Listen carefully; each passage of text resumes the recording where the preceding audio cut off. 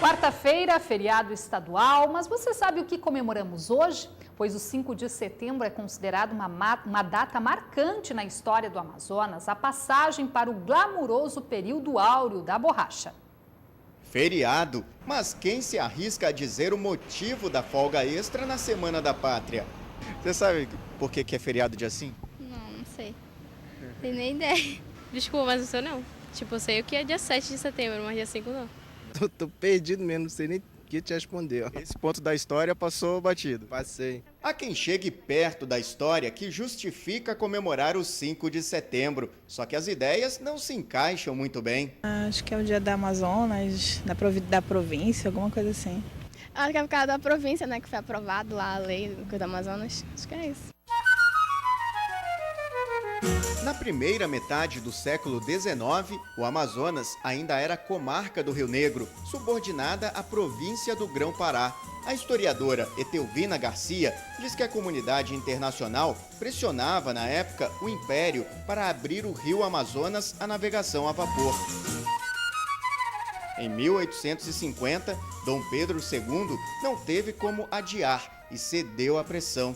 Chegou à conclusão lógica, evidente, de que, para que se pudesse administrar essa movimentação econômica que haveria fatalmente nos rios amazônicos, a conta da introdução da navegação a vapor, necessário seria que o Império tivesse, desse lado ocidental da Amazônia, uma base administrativa consistente. A Lei 582 elevou o Amazonas à categoria de província. 9 meses depois, era nomeado o primeiro governador, o deputado pelo Pará, Tenreiro Aranha. O Amazonas ganhava autonomia política e iniciava uma fase de crescimento econômico que culminou no período áureo da borracha. Pouco tempo depois, Manaus já tinha uma linha direta com Liverpool na Inglaterra para escoar o produto que abasteceria a indústria do mundo inteiro. Manaus, embora tivesse, desde 24 de outubro de 1848, foros de cidade, na verdade ela era uma grande aldeia. Nós passamos a ter uma base administrativa, passamos a administrar o que era nosso, passamos a ser donos da nossa própria casa, donos da nossa província e passamos então a ter também, vamos dizer assim, uma mola propulsora do crescimento, da movimentação da economia, que foi a navegação a vapor. Basta que eu lhe diga que a borracha, que nunca tinha aparecido na pauta de exportações, começou a aparecer exatamente no ano de 1853. Uma data marcante para o Amazonas e seu povo comemorarem nesta quarta-feira.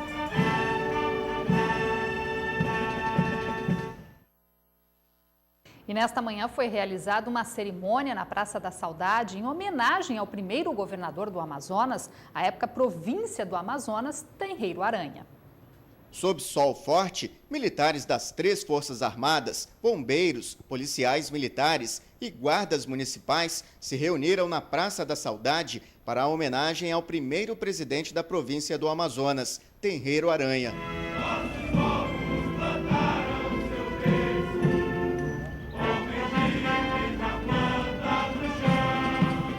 A Polícia Militar, como guardiã da nossa integridade, da nossa cidadania, está aqui junto, aqui, comemorando esse dia que é valoroso, é um dia histórico. Professores da Rede Estadual de Ensino Público e maçons também participaram da homenagem póstuma. A maçonaria, visando a condução nacional para o bem comum, indicava sempre os seus irmãos para o que ocupassem cargos públicos. E Tenreiro Aranha veio ocupar um cargo público, em parte pelo seu mérito pessoal, e em parte pela maçonaria.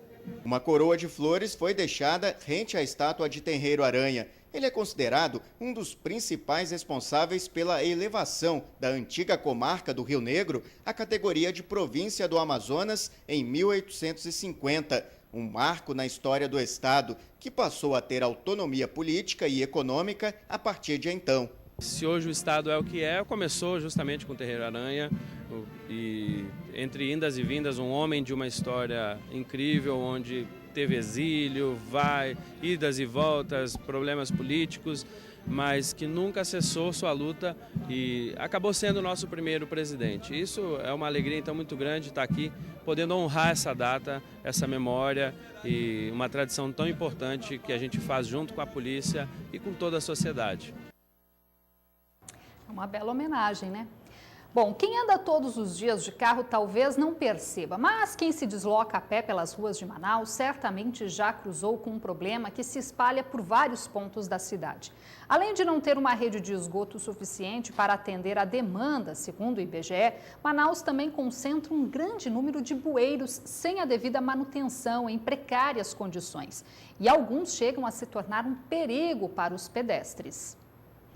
Para transitar, o pedestre precisa utilizar a calçada, mas em Manaus nem todas são seguras. Um dos motivos são os bueiros sem manutenção, que se tornam verdadeiras armadilhas para quem anda a pé e tem até causado acidentes. Minha filha também caiu num bueiro mês retrasado na Cidade de Deus, né?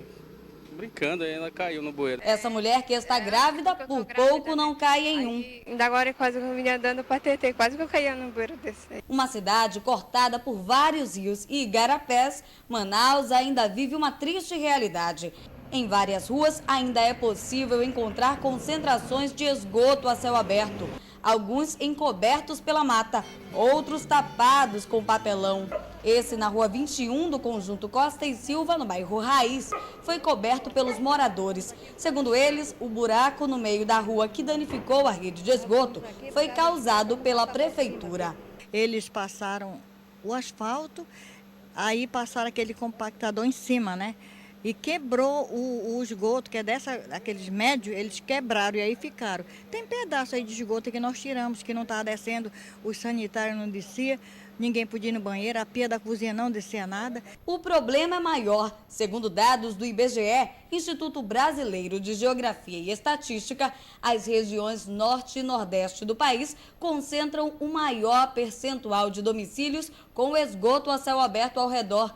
Em Manaus, existem hoje 451 mil domicílios e menos da metade contam com bueiros e bocas de lobo nas proximidades. A cidade ainda não está plenamente atendida, já que o quantitativo de bueiros e bocas de lobo existente na cidade ainda é muito pequeno. Com a ausência das bocas de lobo e a falta de manutenção da rede de esgoto, os moradores são prejudicados. Quando chove, as ruas ficam alagadas, inclusive as principais vias da cidade.